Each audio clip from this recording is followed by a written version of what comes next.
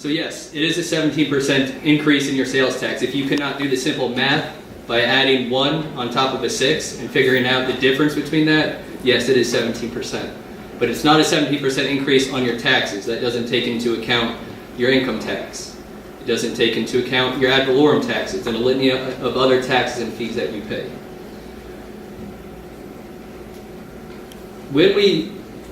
And I think my colleague and friend, Commissioner Hal Balashay, a Republican county commissioner, said it best when I asked him if there was a need for this tax. And he disagrees on how we should raise those funds. But he said, we in Palm Beach County, our general revenue is massively constrained. And what that means is we don't have the resources in ad valorem revenues to combat the issues of infrastructure that we need to. So the question is, and if there's anyone in here that doesn't believe that we have a need, whether it's school district, county government, or our municipal governments, that we don't have an infrastructure need in this county, I'm not going to convince you to vote for this. But if you're like most Palm Beach County residents that agree that we have a need, the question then becomes, how do we fund that need? There are 3 options. We could vote for this. We have finality in the length of time. We have finality in the amount of money that can be raised. And we have a 25% rebate from people that come to our county and use our resources. When we talk about being fiscally conservative, I think that is the definition of being fiscally conservative, asking other people that use our resources to participate in paying for them. That's just my perspective. The other issue is we could issue a bond, right? I ran the amortization schedule on a $2.7 billion bond referendum. And we pay over $1 billion in interest over 30 years. That means I got married 7 months ago. We're thinking about having a family. That means my children, in 30 years from now, will still be paying those bonds. Never mind the 25% rebate we get under this plan.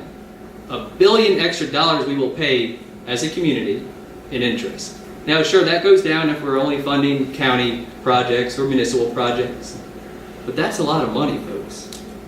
And I'm not asking you to raise the taxes on yourself because we want more money. I'm asking you to consider this as in a very altruistic manner, to say, we have a need, we need to be responsible, we need to be limited in how we do it. And elected officials, believe me, I've been an elected official for 4 years. We get lambasted all the time for not working with our colleagues in government. And here you have a prime example of the county, school district, and local governments coming together and saying, this is how we want to do it, this is the most efficient way to do it, this is the way to do it. There's 3 ways, right? We could vote for this, we could issue a bond referendum, or we can raise your millage rates, right? I don't think that's fair to property owners. I don't think it's fair that we have people come to this county and not pay their fair share. I don't think it's fair that renters don't have to participate in that tax burden.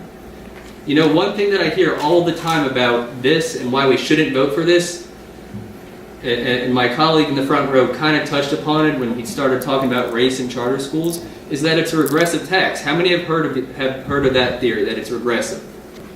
Probably everybody, because that's what is constantly said.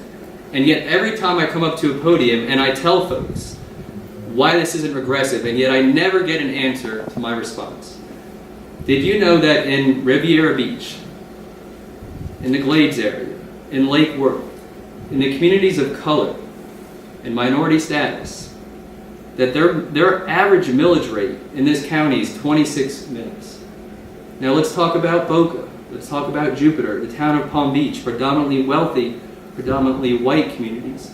The average millage rate is 18 mils. That's a difference of 6 mils in communities of color versus communities of wealth. That's 30-something% higher millage rates in communities of color. So when we pass that burden down through ad valorem taxes, tell me again how this is regressive. Tell me again how people of color don't pay more if we raise their property values or their property taxes. Tell me, and this is a serious issue, folks, who believes that in communities of color there are higher rates of homestead and home ownership in those communities? Does anyone actually believe that?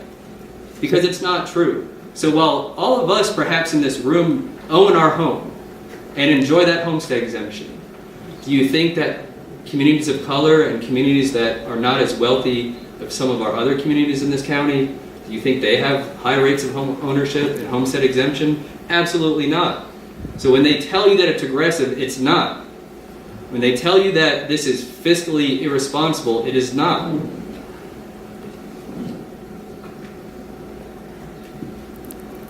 I want to talk very briefly about this issue for one more second. When we talk about this being aggressive, when Mr. Dinerstein, am I saying it right, sir? It's Dinerstein. Mr. Dinerstein. I let it go. When Mr. Dinerstein says that charter schools are the way to go, that's fine. That's a policy perspective. Those are things that we can talk about, and we can disagree or agree. I'm not a big fan of charter schools. I'm not a big fan of for-profit charter schools, but that's fine. That's not what this is about. But when we talk about the regressiveness of this tax, what is more regressive? Having schools that don't perform well, that have roofs that are leaking, that are underfunded, despite his position on our incredible education system in the state of Florida, where we're 49th in the country in education, where we're 46th in individual tax burden in this state of Florida. What is more regressive? Putting kids of color, not colored, putting them into schools that aren't built correctly, that don't have the proper maintenance. Is that regressive? Or is asking all of us to chip in just a little bit more? Because you know what state legislators are good at doing, and I've been one for 4 years? We love to go to Tallahassee, and we love to lower the millage authority of our local governments and come back right here to you and say, we lowered your taxes. And that's exactly what's happening. And a couple years ago, in 2008 during that recession, the legislature didn't just lower the discretionary millage authority for PICO, that's public education capital outlay for the school districts. They brought it down by 25%, and then we came home and told you we lowered your taxes. Folks, that's not fair. That's not real governing. That's lying to you. But that's what we do in government sometimes. I'm wrapping up, and I just want to close with this. It is a hard sale, but this is something that I take a lot of pride in, because I think your elected officials should be honest with you first and foremost, and sometimes that means coming before you and asking to self-impose a tax. I think it's the right thing to do. I will get cross-examined on this all day long, and I'm proud to do that. I hope that you vote for this, and I hope you ask us the tough questions, because I'm ready to answer them. Thank you.